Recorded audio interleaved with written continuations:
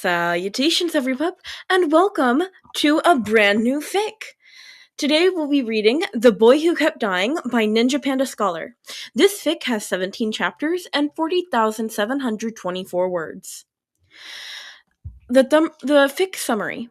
Everyone called him the boy who lived, but what they didn't realize was, well, he didn't. Death just kept returning him because he found this child fascinating for some strange reason. What happens when Death's best friend happens to be a mortal that finds it hard to stay living?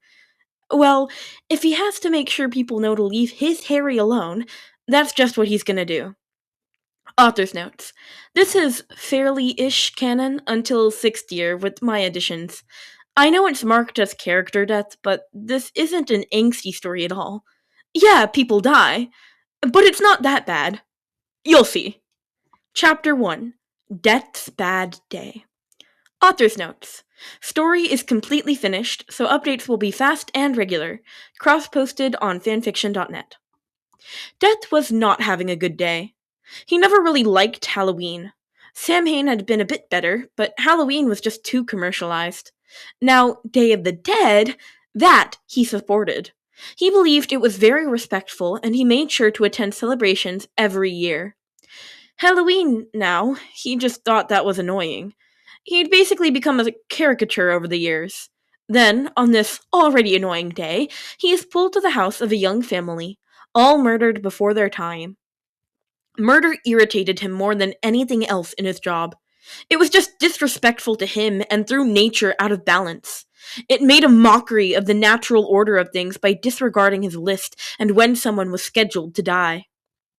What led him to furious rage, though, was the man who committed this murder, if he could even be called a man.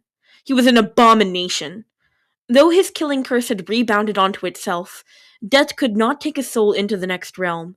He had anchored his soul to the mortal realm through a vile twisting of dark magic, giving dark practitioners a bad name when they were already discriminated against. Death had seen this before, but he had hoped the knowledge had been lost over the years. It seemed he was wrong. Death took the young father first. He was sad and afraid, but Death assured him that he would see his family soon. The young mother was next. She was more resigned than the father. She had died to save her son and didn't regret it for a moment. She only regretted that it hadn't worked. She pleaded with Death to not take her Harry. She wanted him to live and be happy. Death calmed her as much as he could, knowing that the baby would be joining her soon. He didn't have a soothing presence, but he tried his best for those who were crossing over. He then sadly went back for the baby. He took the young child into his arms and carried him into what he called his waiting room.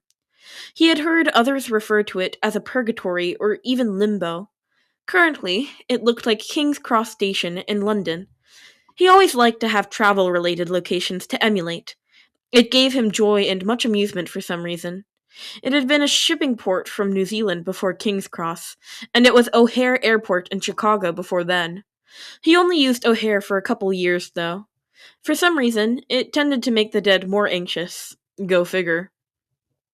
The baby had stopped crying when they crossed into the waiting room and was looking at Death with huge green eyes. Owie, the baby said, pointing at himself with a teary smile. Ooh, you! Death smiled at him. He stopped himself, knowing this tended to freak people out when he smiled. But the baby amazed him by just smiling back, broader. Now, Death didn't look terrifying in his current chosen form. He actually looked pretty good, if he could say so himself. He looked to be around early 20s with strong masculine features. He usually wore muggle clothes to put them at ease. Had long-ish jet black hair that he always tied back, dark obsidian eyes. He was taller than average, at about 6'4", and well-muscled. It wasn't his appearance, per se, that tended to put people on edge, but his general aura. His aura was, death. Those who feared death would fear the manifestation of it. No one chatted with him. Even children who really didn't know what was going on were inherently afraid of him. Everyone either pleaded to go back or go on, which means they always went on. By the time he made it to the waiting room, there was no going back. Well, hello, little one. Death smiled again happily, since it didn't seem to terrify the boy. He sat on one of the benches, still holding the baby who he rearranged to make more comfortable in his lap. I have been called by many names over the millennia. Death is the most straightforward. I've also been called Hades, Pluto, Dispater, Osiris, Yama, and many others. Can you pronounce any of those? The boy seemed to give it a lot of very serious thought, which of the names he could pronounce. This, he said proudly, finding one he could easily say. Death laughed. It was the first time he had laughed in the presence of a mortal, and the mortal hadn't started crying. This strange mortal giggled as well to his surprise. You may call me Dis, then, little one, he said. Something about this child called to him. Something stirred in his heart when he looked into those green eyes. Maybe he would visit this child in the next realm. Yes, he would like that very much.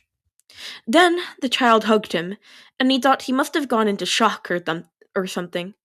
No one had ever hugged Death in his entire existence. Oh, my friend, Mr. Death, Harry informed him, as if it were a very serious proclamation that was extremely important. There were rules that Death followed that had been in place since the beginning of time, and as he hugged the small child back, he knew he was about to break all of them. The boy had been hit with the killing curse. He had made it to the waiting room. He was supposed to go on. He was supposed to join his parents.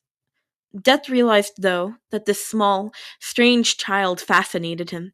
He wanted to see this child grow up, develop into a mature person, have a family, spread his joy within the world of the living. There wasn't enough joy in that world, and he wasn't about to take this bright light of joy out of it. He would later claim temporary insanity, but really, he knew, fate wanted this child back in the world. He wanted this child back in the world of the living. There was something he desperately needed to do before sending the child back through. Death placed his hand on Harry's forehead, over the lightning bolt cut there. He could feel a piece of the abomination there. He needed to remove the parasitic soul piece before returning the child so that it couldn't have a corrupting influence on the child's own beautiful soul. He knew there would be residue left, a link to the abomination, but the child would at least be free from the evil soul, and the abomination couldn't use that soul piece to remain anchored to the world. Death pulled his hand away, dragging a dark wraith with it, and pulling it from the child's body. He cast the soul piece away, and under another of the benches. He would handle it later. Harry's face screwed up in pain, and a single tear ran down his cheek. I'm so sorry, child, Death said, hugging him close, hurting himself at the pain he'd caused his new friend. I had to remove it, though. You wouldn't want to keep it with you. Thank you, the boy sniffed in understanding beyond his years. Harry, Death said seriously, as he held the child on his lap. I'm taking you back to your world. I know you don't understand right now, but I want to see you live. I want you to be happy and grow old. I had better not see you again until you're 150 years old and have 30 grandchildren, okay? Okay, Harry smiled and nodded, not really understanding. Now, you won't remember me, Death said, and raised a hand as the small boy started to protest. It's just the way things are, and I can't change it. Even though you won't remember me, I'll remember you, and I'll be watching out for you, okay? "'Kay, Mr. Dees," Harry smiled. "I remember you, though. I promise. You my friend." Death laughed and stood up to return his Harry to the mortal world. Well, do try to remember. No returning here until you're at least 150. Harry was not 150 the next time Death saw him. He was 3 years old. And that's a wrap on Chapter 1. I hope you guys enjoyed it so much.